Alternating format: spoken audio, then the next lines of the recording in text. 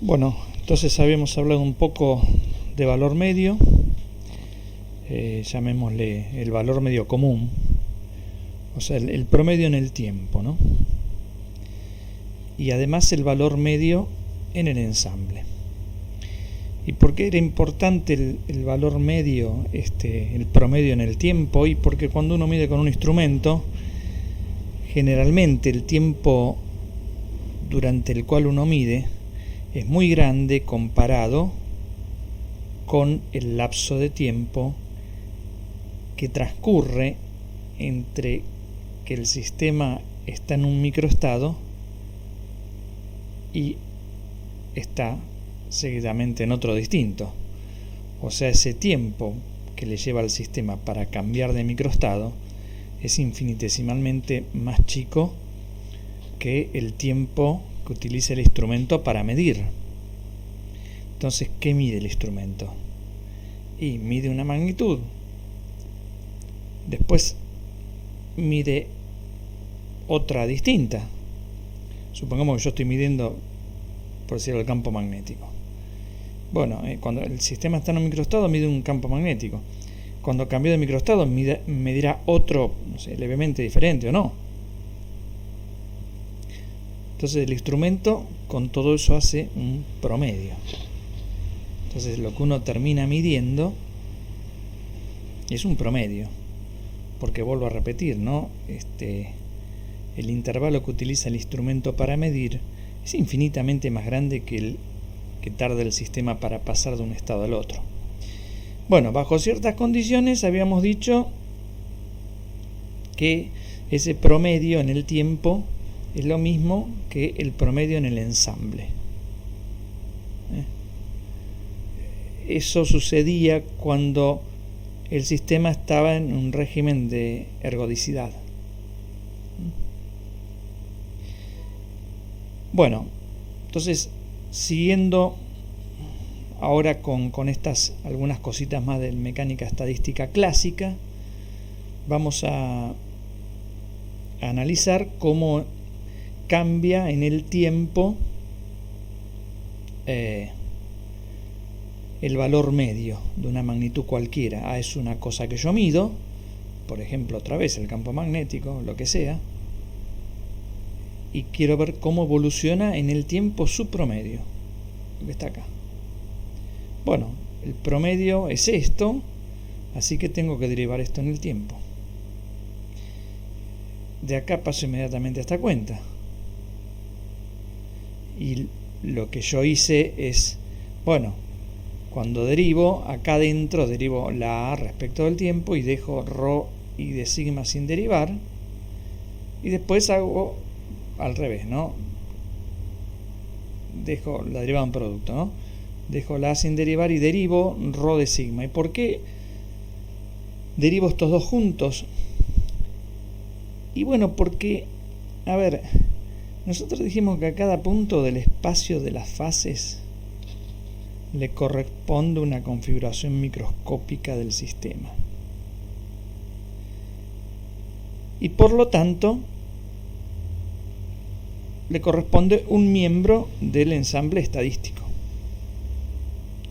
Ahora, el número de miembros del ensamble contenido en un cachito de volumen del espacio de las fases es ρ por d sigma. ¿Está bien? Y todo eso multiplicado por n, donde n sería el número total de réplicas, ¿no? Entonces, evidentemente, la fracción de sistemas de n contenida en ese d sigma no cambia con el tiempo. No cambia con el tiempo eso. Porque los miembros del ensamble no aparecen o desaparecen, sino que continúan todos recorriendo trayectorias en el espacio de las fases. Entonces, por eso este término, al no cambiar con el tiempo, Bueno, cuando le calculo la derivada en el tiempo se anula y se anula por ende toda esta integral. Y así, simplemente, la derivada del valor medio en el tiempo es igual a esto que está acá, pero esto es el valor medio de la derivada. Y bueno, y después, obviamente, uno puede escribir a la derivada de cualquier función de las variables UP y T, la puedo escribir así, como una derivada parcial más esta parte que era el corchete de Poisson. El corchete de Poisson. H es el hamiltoniano del sistema. Bueno,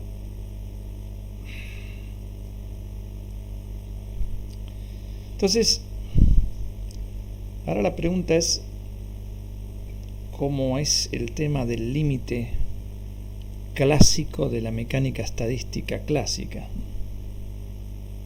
O sea, ahora vamos a analizar el límite que me llevaría de la mecánica estadística clásica, supongamos, a la mecánica clásica newtoniana. Bueno, para fijar ideas y simplificar la cosa, vamos a suponer que tenemos, por ejemplo, una sola partícula microscópica que sabemos que está confinada, por ejemplo, dentro de un poro también microscópico, como podría ser, por ejemplo, estoy pensando en el siguiente ejemplo, una molécula de alcohol que está absorbido en un carbón poroso, o sea, la molécula se mete adentro del poro de carbón, ¿no? De alguno de la inmensa cantidad de microporos que tiene, por ejemplo, el carbón activado. Entonces nosotros no podemos conocer con absoluta precisión la posición y la velocidad de la partícula, de la molécula de alcohol en este caso. O sea, en este caso solo sabemos que está dentro de los límites de uno de los poros y bueno, que su velocidad por ahí está también fijada más o menos por la temperatura del carbón. Así que, por ejemplo, la velocidad más probable tiene un valor que queda fijado justamente por la temperatura y su posición está como así indefinida, pero acotada dentro del poro. Pero fíjense que hablamos de posición o velocidad más probable, no de algo exacto,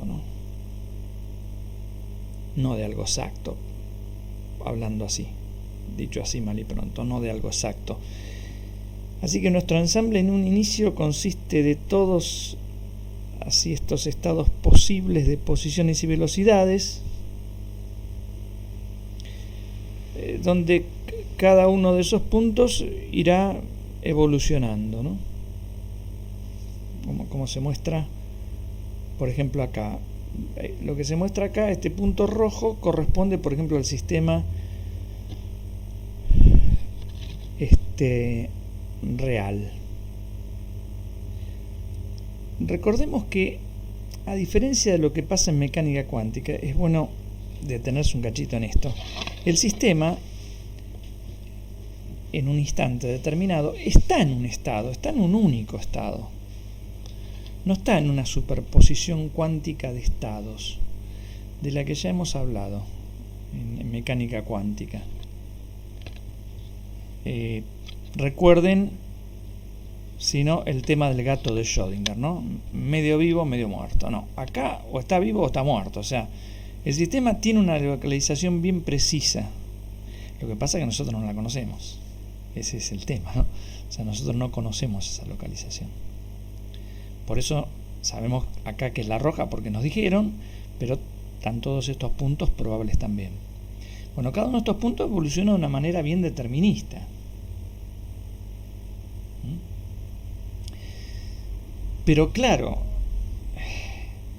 estamos hablando de la evolución de algo probable, o sea, cada punto es un estado probable, no es el estado, salvo este que es el estado, ¿no? ¿Está bien? O sea, en este sentido comparte un parecido con la mecánica cuántica, en el sentido de que en la mecánica cuántica la ecuación de Schrödinger también evoluciona de manera bien determinista, salvo si uno mide. Pero hasta que uno mida, la evolución es bien determinista. Ahora, la ecuación de Schrödinger me habla de probabilidades. O sea, la ecuación es la evolución de algo determinista que hace referencia a probabilidades. O sea, ahí otra vez se perdió el determinismo newtoniano, por llamarlo de alguna manera. Bueno, decía que en este sentido se comparte algo parecido a la cuántica, ¿no? Donde también acá hay algo determinista de la evolución de cada punto, pero cada punto es algo probabilístico, digamos. Entonces, otra vez está lo probabilístico en el medio que no se puede quitar.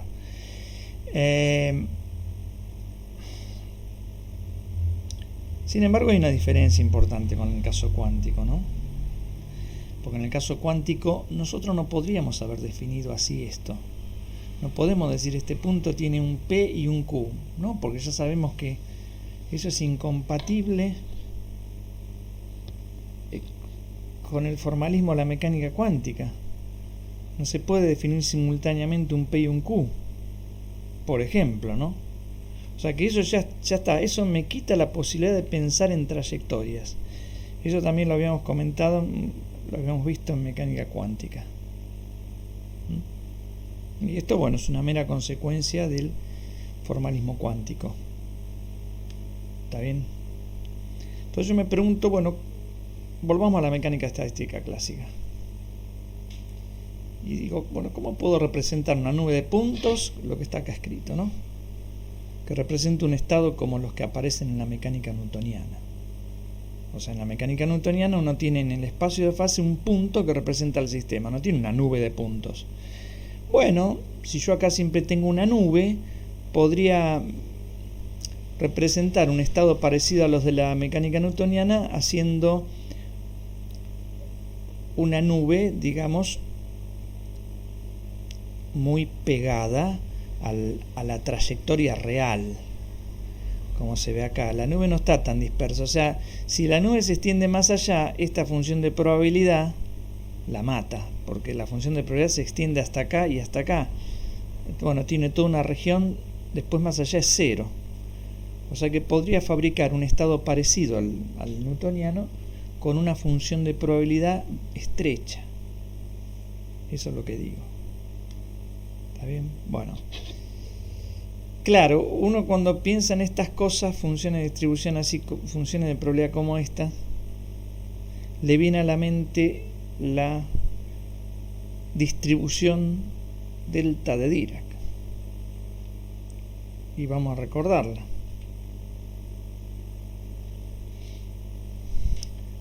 La delta de Dirac es una distribución matemática, o sea, no es una función. No lo es. ¿No? Porque una función en un punto no vale infinito y en todo el resto cero. Y cuando uno encima le saca la integral me da 1. Eso no hace ninguna función. Pero hay como distintas funciones con las cuales se puede recrear la delta de Dirac. Por ejemplo, una de esas funciones es esta. Si yo este parámetro delta grande lo hago tender a 0, esto tiende a una delta de Dirac. O sea, si el parámetro es grande, yo por ejemplo y dibujase esta curva, o sea, esta curva, este delta minúscula en función de z, o sea, esta curva que ven acá. Bueno, si el parámetro es grande, por ejemplo, me da esta curva. Si yo achico el parámetro, me da esta otra curva. Y si yo lo achico más, me da esta más puntiaguda. Y si así lo hago a 0, esto se sigue achicando. Ahora, la propiedad que tiene esto es que si ustedes calculan el área bajo esta curva, bajo estas curvas, le da siempre 1. cualquiera sea el valor de este parámetro que yo voy achicando. ¿Está bien?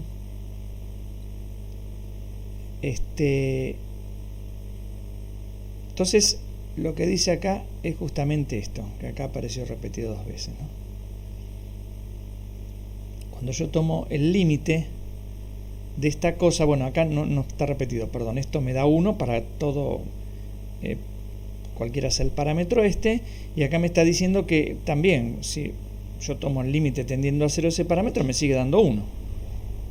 Pero claro, el límite tendiendo a 0 de esta función que yo utilicé acá arriba es la delta de Dirac centrada en Z0, ni más ni menos. Es una posible expresión de delta de Dirac. Tiene otras expresiones, pero esta tiene esa virtud de que en todo momento está normalizada. Su integral vale 1. Bueno. Bien, entonces podemos definir una cierta delta de Dirac ancha, por llamarla de alguna manera, como el producto de estas que habíamos definido antes. Una delta es esta, que todavía no está tomado el límite de alfa tendiendo a 0, y está relacionada con la posición, y la otra delta está relacionada con la cantidad de movimiento. Y por ejemplo, esta me representaría un piquito de un conjunto de una nube que está centrada en X, ¿no? Y más allá de X la probabilidad vale 0. Y esta me representaría una función de probabilidad que está acá centrada en M por B, donde X y M por B son la posición y la cantidad de movimiento de el sistema, digamos, real, por decirlo de una forma. O sea, como dije, vuelvo un poquito atrás, ¿no? Acá, este es el estado real. Yo no sé qué es este, por eso tengo que usar la nube. Pero ahí el X y el MB sería el de este estado. Bueno. Entonces, obviamente una distribución sin dispersión, o sea, con una función de distribución bien picuda, que no tenga ancho, eso es lo que quiero decir, y sale haciendo esto, ¿no? El límite de estas dos cosas tendiendo a 0 y el producto de estas dos. Bueno, que es el gráfico, como dice acá, de la hoja anterior, ¿no? O sea, esto, una cosa bien picuda, cuando yo me voy a 0, en los parámetros alfa y beta, esto se hace bien picudo y bien alto, porque se va a la delta de Dirac, que va al infinito, o sea, bien alto. De tal forma que, bueno, yo estoy haciendo la función, la curva se hace más angosta, porque fíjense que esta es ancha, esta es más angosta y esta es más angosta. Se hace más angosta, pero tiene que hacerse alta porque tiene que mantener el área igual a 1. ¿Está bien? Bueno. Pero claro, esto no es otra cosa que este producto de deltas. O sea, esto representa lo que dije antes, casi un estado newtoniano. O sea, la función de distribución es distinta de 0 cerca del valor del estado real, acuérdense, del estado real, y también cerca del valor de la posición del estado real, y también cerca de el valor de la cantidad de movimiento del estado real, que es este, ¿no? Y la posición del estado real es este. Y obviamente esa posición va cambiando con el tiempo. Este x de t es la trayectoria que realiza el punto en el espacio de fases, ¿no? Volvemos acá. Es esta trayectoria en rojo. esta que evoluciona con la mecánica de Newton. El P y o sea, la cantidad de movimiento y la posición de un punto, ¿no? Evoluciona de acuerdo a la física clásica, o sea, a la mecánica de Newton, por ejemplo, o bueno, de Hamilton, si ustedes quieren, etcétera. Bien. Bueno, nosotros vamos a reemplazar esto en la ecuación de Liouville ahora, ¿no? Primero, bueno, como dije antes, esto vale 1, es una densidad porque es una cantidad positiva, permanece siempre normalizada, como tiene que ser la densidad, la función densidad de probabilidad, que tiene que estar siempre normalizada, lo habíamos dicho, y su norma tiene que valer 1, o sea, la integral esta me tiene que valer 1, o sea, y esa función que yo puse ahí cumple esto, ¿no? Ese producto de delta de Dirac, esta, ¿no? Cumple eso perfectamente. Bueno, entonces la reemplazo en la ecuación de Liouville. Y bueno, acá fíjense que la tengo que derivar. ¿Está bien? Bueno, si yo hago las derivadas, me dan esta cuenta. Hago las derivadas de la función delta Dirac ancha. O sea, vamos para atrás, o sea, estas, ¿no? Yo, por ejemplo, tengo que derivarla respecto de Q. Y bueno, baja 1 sobre alfa, ¿no? Todo eso. Eso es lo que yo obtengo acá. Y lo mismo para la otra. Entonces la derivo respecto de Q y acá aparece derivada respecto de P. Bueno, después la derivo respecto de P. Bien. Entonces, o sea, ambas la tengo que derivar. Entonces, si vamos acá, bueno, reemplazo en Liouville eso que encontré en Liouville y encuentro esta ecuación, ¿no? Juntando acá términos, ¿no? Sale factor común otra vez este producto de delta de Dirac anchas, ¿no? Que acá lo saqué factor común. Para pasar de cada caso una cuenta simple, no sacar factor común. Y bueno, todo esto yo lo llamé esta ρ, que es como una delta de Dirac ancha. Bueno, si ahora yo integro en el volumen del espacio de las fases, bueno, es esto que está acá, y como dije antes, la función esta ρ alfa beta, que es la delta ancha, no importa, tiene la bondad de tener norma 1 para cualquier valor de alfa y beta.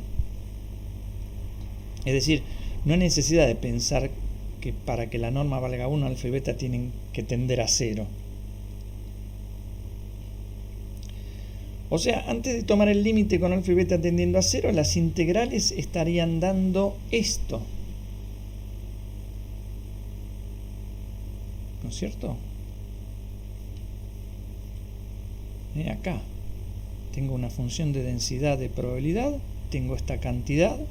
Bueno, la integral de la cantidad por la función de densidad de probabilidad es el valor medio de la cantidad. Y acá lo mismo. Entonces yo eso lo escribo así. Entonces, para que esto sea 0, los paréntesis deben ser idénticamente nulos. En principio, ¿no? Alfa y beta todavía no es 0, ¿eh? Todavía no es 0. Pero si uno los hace tender a 0, lo mismo, ¿no? O sea, esto siempre tiene que ser nulo, entonces se tiene que anular sí o sí estas dos cosas de acá arriba. Entonces, bueno, si se anula esta que está acá, quiere decir que el valor medio de P es m por b, donde esta es la velocidad del estado real punto rojo en ese dibujo que habíamos visto antes. Y para que esto se anule, y bueno, el valor medio de Q tiene que ser la posición real que está recorriendo el estado, ¿no? Recuerden que acá, a diferencia de mecánica cuántica, el estado está en un valor dado, no está superpuesto como el gato de Schrödinger, está en un valor dado. O sea, está en una posición que va cambiando con el tiempo y con una velocidad que va cambiando con el tiempo. Entonces,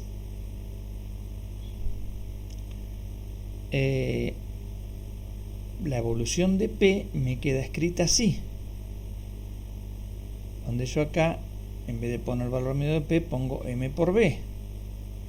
Pero esto, según Newton, es la fuerza, o sea, menos el gradiente del potencial respecto de la posición. Nosotros, para simplificar, estamos hablando de una dimensión, pero todo esto se puede obviamente escribir en 3 dimensiones. Entonces quiere decir que el valor medio de P es esto. O sea, el valor medio de P es lo que cumple la ley de Newton. O sea, evoluciona como la ley de Newton.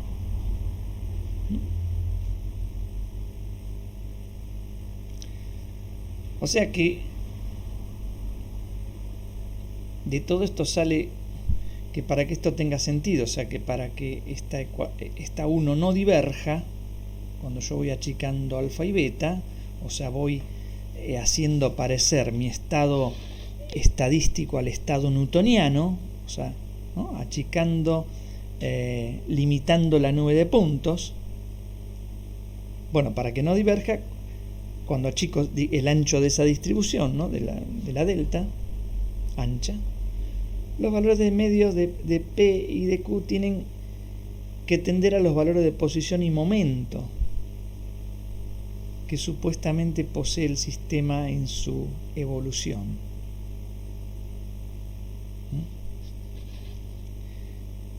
Bueno,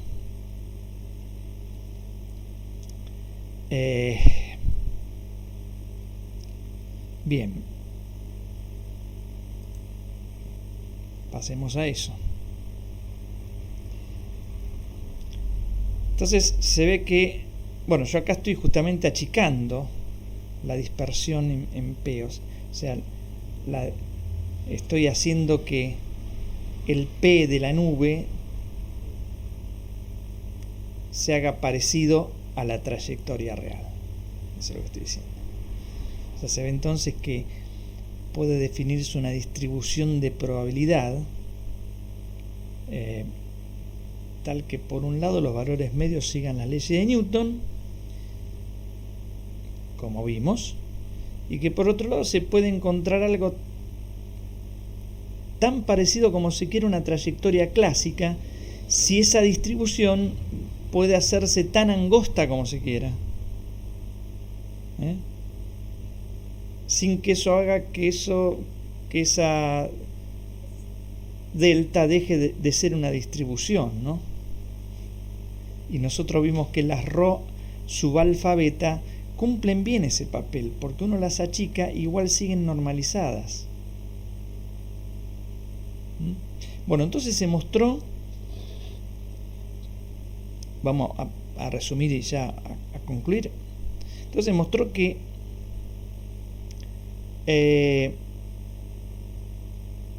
existe la distribución esa que me llevaría de la mecánica estadística clásica a la mecánica newtoniana. Es esa ρ gruesa que yo la puedo ir achicando. Pero que además no aparecen problemas de divergencia al hacerla más estrecha. O sea, cuando se quita dispersión en los valores de Q y P, ¿no? Quitarle dispersiones es hacer que esta nube tienda a la trayectoria real. Acá tiene menos dispersión, acá no tiene dispersión.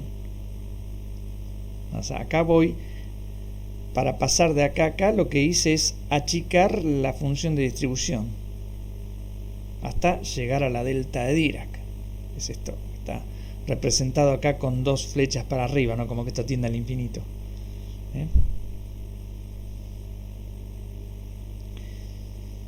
Bueno, además, entonces dijimos que no aparezcan problemas de divergencia cuando la cosa uno la hace más estrecha, ¿no? Y que existe una ley de evolución de los valores medios, que no es cualquier ley, sino que es la ley, sino que esa ley se rige por la ley de Newton, ¿no?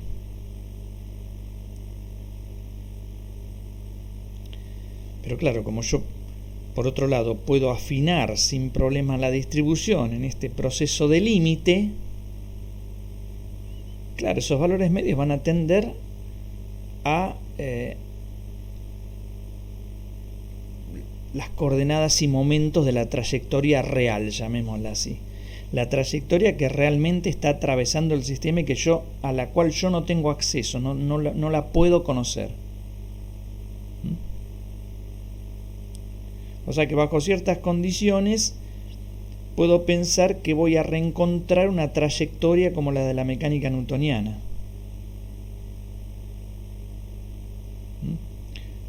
La trayectoria o digamos una trayectoria límite newtoniana, que la podemos definir como, digamos, aquella curva unidimensional donde sus puntos siguen las leyes de Newton, vamos a decirlo así, en el sentido de que evolucionan o se mueven en el espacio de fases acorde a estas leyes, ¿no? El sistema real, este punto, obviamente se mueve acorde a las leyes de Newton, o a las de Hamilton si quieren.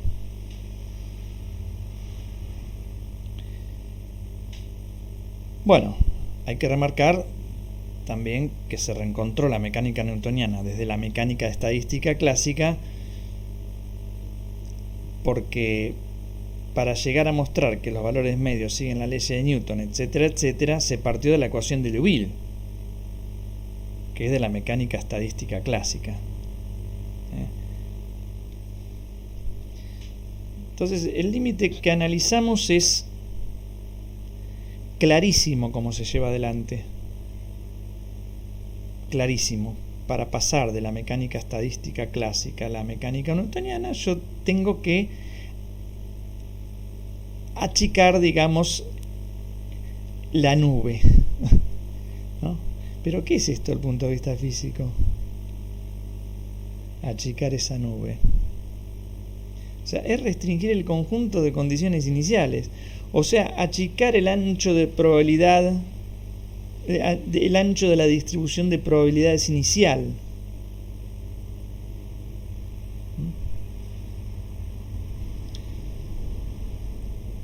Bueno, o sea, dicho de otra manera,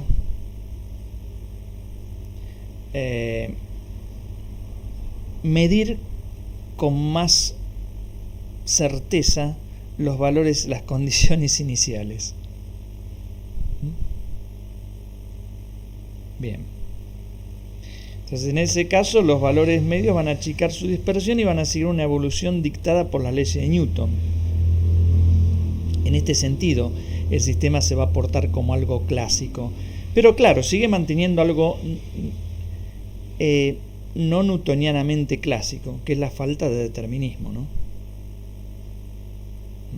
O sea, la imposibilidad de certeza en los resultados que voy a encontrar si mido Q y P.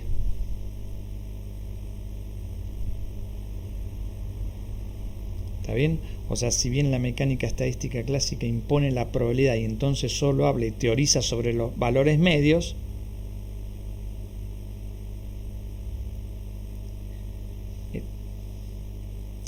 o sea, su formalismo no me puede decir nada sobre eventos individuales, vemos que, sin embargo, podemos hacer que la probabilidad se acerque a 1, o sea, la certeza, y bajo qué condiciones esto ocurre. Es decir, que tendamos a la mecánica newtoniana. Y eso físicamente dice, bueno, mira, medí con muchísima precisión las condiciones iniciales, ¿no? El ensamble, digamos, el conjunto de puntos inicial con el que arrancaste, que no sea tan ancho, eso es lo que digo. Bueno, entonces dejamos aquí y la próxima vamos a seguir y ya vamos a entrar a analizar qué